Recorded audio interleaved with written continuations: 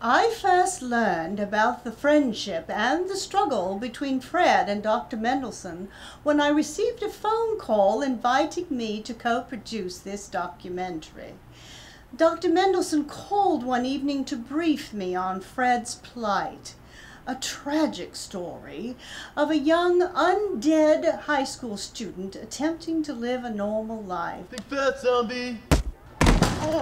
I hope to be able to open a door to the trials and tribulations, of course, but also to the barriers that are being broken by a young man and his learned mentor. First of all, I'd like to thank you for producing this very important documentary. You have been on the forefront for zombie rights from the beginning of the movement. How did you first become involved?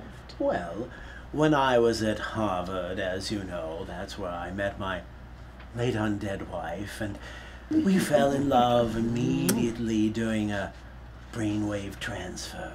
She was my first test subject, and at that time I realized I could help others of her kind.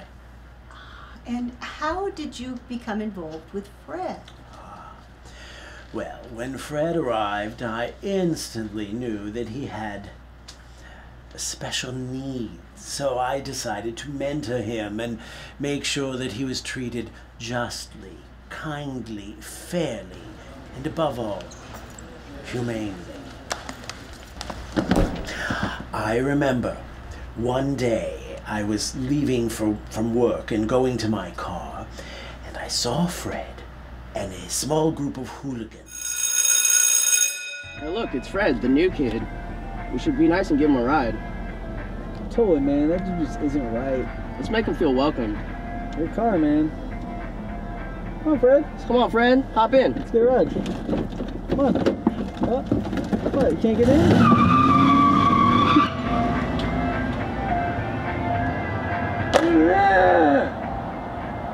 I was reminded how those who are boldly different from us are so often left behind. And it was at that moment I decided to take Fred under my wing, and we would be alone together. And what is your overall goal for Fred? In other words, what would you like Fred to accomplish in his therapy sessions with you? Well, you know that Fred's been horribly mistreated ever since he became part of the undead community.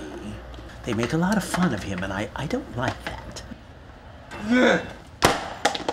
Damn it, zombie, get out of my way! God, so slow. Find another school! Just to play devil's advocate, why do you feel Fred should be at this school? Well, I know that the work that Fred and I are doing is on the vanguard, but I would turn that question around and I would say to you, would you say that same thing about a gay student? About an African-American student? About a deaf student? No, madam. I reject the very premise of your question. Now turn off this camera. Turn this off immediately. Turn this off. I'm sorry for that outburst.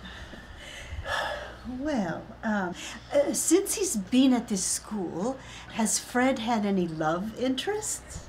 Fred is an acquired taste, and it requires a very, very special and sensitive person to recognize his special brand of attractiveness, if you know what I mean. In the meantime, I've lent him some DVDs. So one of my goals with Fred is to have society recognize him for his unique contributions. Yes, and I also want to make sure that Fred discovers where he excels. So one of our exercises was to have him perform in the local talent show. Yes. Oh, I was so delighted.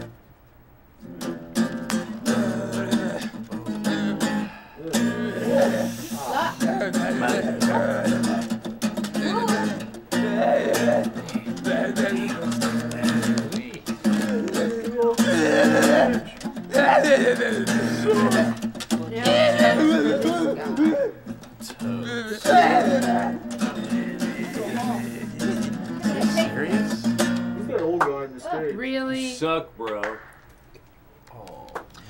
So, Meg, darling, you know, the reason that I brought you and your documentary crew here today was I wanted to bring Fred's story to the public.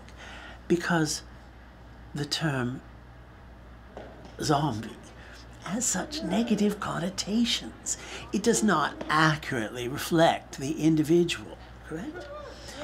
You know, I want the public to remember that the term undead literally means life. It does. Isn't that wonderful? And you know, the more that they look into Fred's being and they see his highly nuanced, sensitive, emotional personality, the closer we will be to rights for the undead. Yes. Isn't that right, my darling Cecilia? Yes, it is right, Daddy. Yes, it is. You're such a sweetheart.